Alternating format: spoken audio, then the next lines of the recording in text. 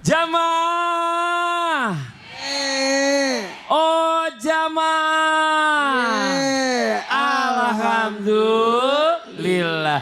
Mana tepuk tangannya dari Indramayu? Masya Allah, terima kasih banyak. Terima kasih banyak juga buat jamaah Islami Twindah yang di rumah yang dirahmati Allah, yang selalu setia menyaksikan Islami Twindah. Masih di tema kita pagi hari ini yang luar biasa. Buat yang baru bergabung, kita ingatkan tema kita pagi hari ini adalah indis ekonomi. Yuk jangan gampang ngutang. Alhamdulillah. Jamaah.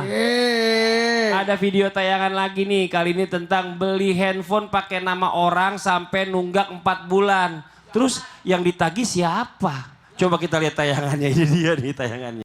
Saking canggihnya anak Gen Z. Dia pakai handphone bagus, pakai KTP temennya. Temennya yang bayar. Kenapa begitu? Enak aja, ini mau saya bayar sendiri. Saya cuma mau lihat. Apaan? Ngapain? Kayaknya anak-anak mau gaya-gayaan tapi nggak ada modal ya. Nah itu dia, bagaimana nih Ustadz Maulana nih, anak Gen Z zaman sekarang ini, ya kalau udah ngutang itu kadang-kadang pakai aplikasi, ngutangnya dipermudah, jadi gampang nih ngutangnya. Persyaratannya kayak gimana sih sebenarnya ya di zaman ini, khususnya untuk anak-anak Gen Z, anak-anak kita, adik-adik kita semuanya, bisa menahan diri dari yang namanya godaan berhutang demi gengsi semata. Mohon izin penjelasannya. Tepuk tangan buat Ustadz Maulana. Izin Habib Usman yang banyak mengutangin orang. Ustaz Sam juga yang banyak didatangi orang. Saya enggak. Ustadz Maulana juga sama. Aku aman. Bismillahirrahmanirrahim. Assalamualaikum warahmatullahi wabarakatuh. Waalaikumsalam warahmatullahi wabarakatuh. Jamaah. Oh jamaah. Alhamdulillah. Hari ini tepatnya 9 ya. 9 Sya'ban 1447 Hijriah, 21 hari menuju Ramadan. Mohon maaf tanpa menggurui, hanya mengingatkan kepada kita semua, kalau mau tidak berutang lakukan 6 perkara. Yang pertama, mohon perlindungan kepada Allah, yakin rezeki sudah diatur oleh Allah. Jangan gegabah, bersabarlah, berdoalah. Itu yang pertama. Keyakinan kita kepada Allah, wa ma min dabbatin fil ardi illa 'alallahi rizquha, semua sudah diatur rezekinya, yakin ada rezeki kita. Yang kedua, bersifat qanaah. Tahu nggak qanaah? Bersifat merasa cukup. Ulangi apa? Merasa cukup. Kita harus senantiasa merasa cukup. Catat ya. Yang pertama, memohon perlindungan kepada Allah, karena Allah pemberi. Yang kedua, bersifat qanaah, merasa cukup. Yang ketiga, hiduplah sederhana. Jangan besar pasak daripada tiang. Makanya atur keuangan sebagaimana yang diaturkan oleh Salman Al-Farisi, 30 30 30 10. Ulangi Bu. 30 30 30 10. Apa itu? 30 biaya bulanan, 30 biaya harian, 30 simpan, biaya tak terduga. Karena potensi orang berutang karena tiba-tiba ada kebutuhan yang mendesak. Jadi buat simpanan 30%. 10%-nya itu yang dikeluarkan untuk sebagai pembersih.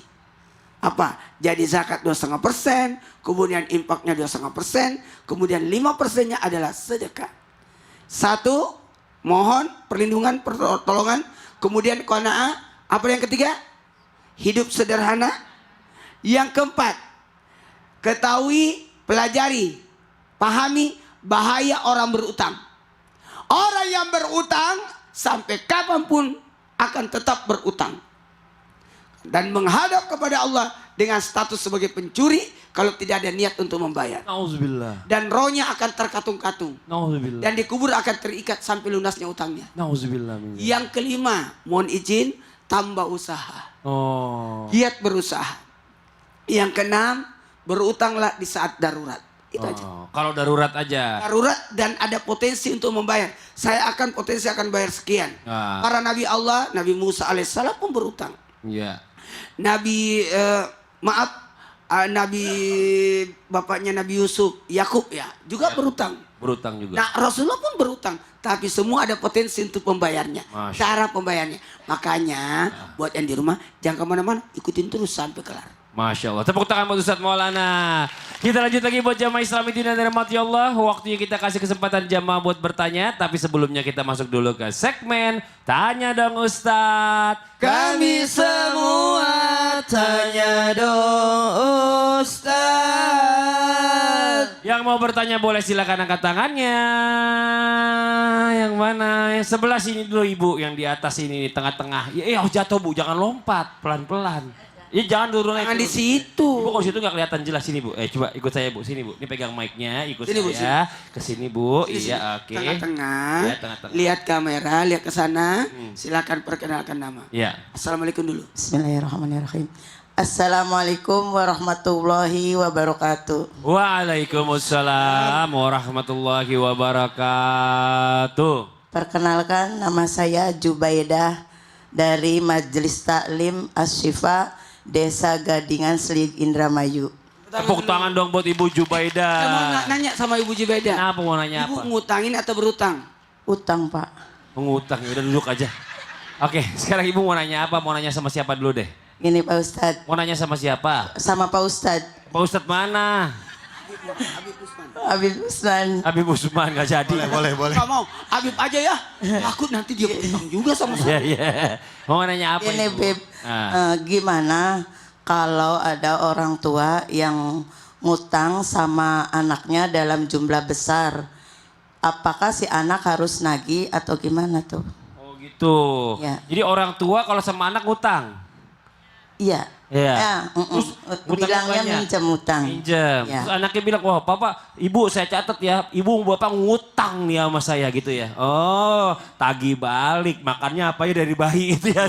Itu aja ibu. Gimana ya? Aja, ya. Oke, terima kasih tepuk tangan buat Ibu Jubaidah. Tepuk tangan dulu. Warahmatullahi wabarakatuh. Waalaikumsalam warahmatullahi wabarakatuh. Silakan dijawab Bi, Fadal. Ya akhir Mas Fadli, Ustaz Muhammad Nur, Ustaz Samsudin Nur.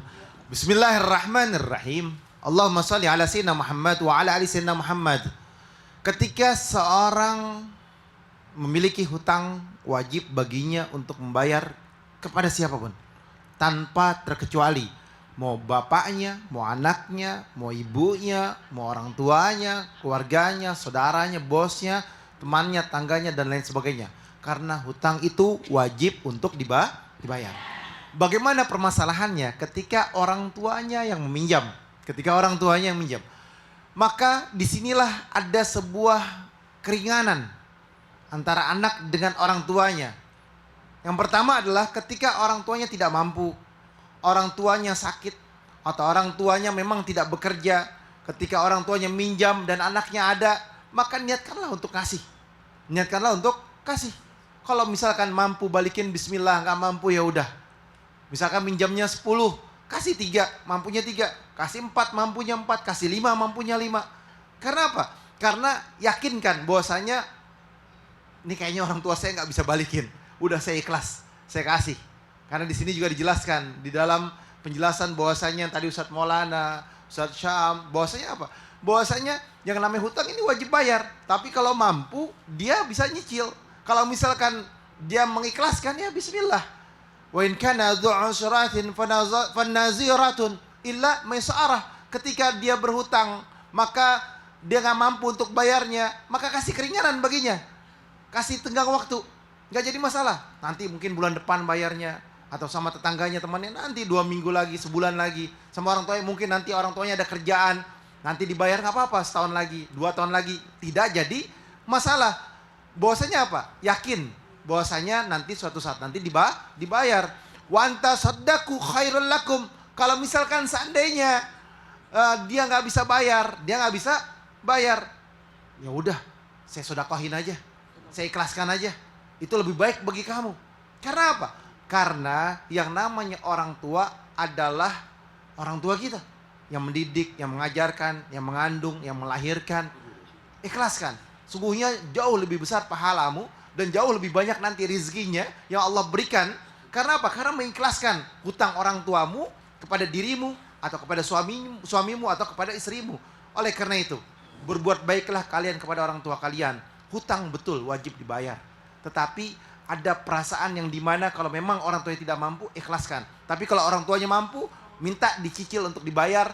Dan insya Allah ini yang terbaik bagi kamu. Jangan ribut yang penting. Terima kasih banyak Bib. Tepuk tangan buat Habib Usman. Kalau dia berutang buat anaknya yang lain, misalkan dia berutang kepada anak yang satu, terus Dikasih anak yang kepada lain. anak yang satu, gimana tuh Bib? Jangan kalian menzolimi salah satu dari antara anak kalian. Jadi berlakulah adil, jangan bikin keributan antara salah satunya. Nggak ada yang namanya anak mas. Nah, Semuanya mas. tapi kalau anak orang tua minjem duit sama anak dibilang ngutang mah kebangetan. Karena kan kamu dan hartamu milik. Anta wa malu Dika. Tapi lihat dulu sumber utangnya kenapa bisa. Kita tanya Ustaz Syam. Coba Ustaz Syam, sini Ustaz Syam. Tentang apa itu Bang Fadli? Bicara masalah tentang kadang tuh yang namanya suami, ayah. Jujur aja ya, kita juga pasti udah tahu nih gak bakalan mau ngutang. Karena kita tahu bakalan bayar utangnya ribet. Cuma yang namanya kadang-kadang yang namanya orang tua sebagai bapak ini kan pengen membahagiakan keluarganya. Iya dong. Anaknya, istrinya beli baju baru, gak punya duit, pengen jalan-jalan. Akhirnya ngutang. Kira-kira boleh nggak tuh kalau kayak gitu? Niatnya bagus, membahagiakan keluarga, menafkahi keluarga, memberikan yang terbaik kepada keluarga. Iya. Tapi ini lupa dampak panjangnya ke belakang. Kalau dia wafat, anak-anaknya juga yang repot jadinya. Bilang aja mau Ustadz Maulana terus Ustadz Maulana yang bayar. Saya diikut-ikutin. Saya yang diam-diam bayar di sini. Nanti kita cari solusinya setelah yang satu ini, Bang. Oh, makanya buat yang di rumah jangan kemana-mana ya, tetap di Islam itu indah. Jamaah. Oh, jamaah. Alhamdulillah. Alhamdulillah.